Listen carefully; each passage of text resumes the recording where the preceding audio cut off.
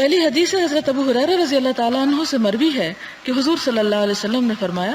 جب تم سرسبز علاقے میں سفر کر رہے ہو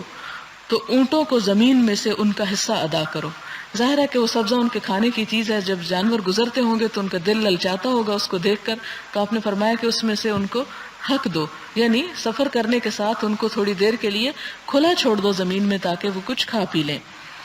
اور جب تم چٹیل زمین میں سفر کرو یعنی پتھریلی زمین ہو تو اونٹوں کو تیز چلاؤ تاکہ وہ تیزی سے وہاں سے گزر جائیں، اور اونٹوں کے مغز یعنی طاقت کے ختم ہونے سے پہلے منزل پر پہنچنے کے لیے جلدی کرو، کیونکہ وہ بھی ایک جان ہے اور اس جان کا بھی حق ہے اور اس کا تم لحاظ رکھو۔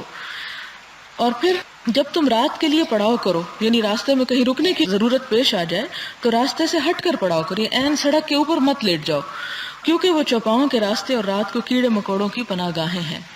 یعنی مخصوص جگہوں پر ہی انسان کو قیام کرنا چاہیے، ایسی جگہوں پر رات کو نہیں رکنا چاہیے کہ جہاں انسان کو درندوں کے خطرات ہو یا کیڑے مکوڑوں کا خطرہ ہو۔ اس میں آپ دیکھتے ہیں کہ انسان کو توکل کا بھی طریقہ بتایا گیا کہ جب انسان کسی بھی کام کو کرنے لگے تو صرف یہ نہ سوچے کہ میں تو کر رہا ہوں اور میری حفاظت اللہ کے ذمہ ہے، نہیں، آپ صلی اللہ علیہ وسلم نے فرمایا اعقل و توکل، پہلے اپنی سواری کو باندھو، اپنا انتظام کرو اور اس کے بعد بھروسہ کرو، توکل کرو۔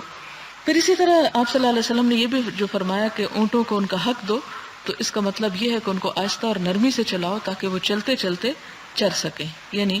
ایک تو اس کا معنی یہ ہے کہ اونٹ کھول دو تاکہ وہ کچھ دیر کے لیے چر سکیں، ان کو بیچ میں وقفہ دو آرام کا، اور دوسرا معنی یہ بھی ہے کہ اگر سبزے کے اوپر سے اونٹ گزر رہا اور وہ زمین پہ منہ مارنا چاہے تو اس کی رفتار جو ہے وہ کم کر دو تاکہ وہ کچھ جاتے جاتے کھا بھی سکے،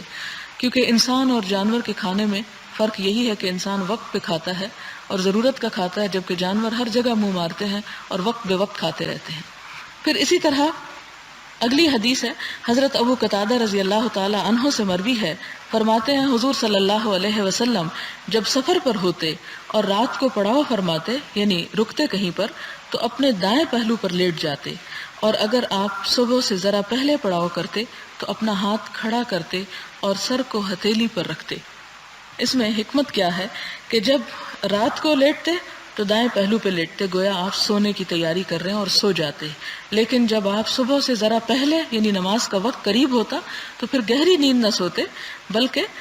سوتے وقت اپنا ہاتھ کھڑا کرتے، اور ہاتھ کھڑا کرنے سے مراد یہ ہے کہ جیسے اپنا سر اس جگہ پر رکھ لیا جائے اور بازو کو نیچے لٹانے کی بجائے اس کو کھڑا کر لیا جائے، جو کہ اس بات کی علامت ہو کہ سونے والا پوری طرح نہیں سو رہا اور وہ جلد اٹھ جائے گا۔ اس حدیث کی تفسیر میں علماء کہتے ہیں کہ آپ صلی اللہ علیہ وسلم اس لیے ہاتھ کو کھڑا رکھتے تاکہ نیند میں زیادہ مشغول نہ ہو جائیں اور کہیں نماز فجر کا وقت نہ نکل جائے یا اول وقت نہ گزر جائے، اور اس میں یہ زیادہ احتمال ہوتا ہے کہ اگر انسان رات بھر سفر کرنے کے بعد تھک چکا ہو تو نیند بھی بہت گہری آتی ہے۔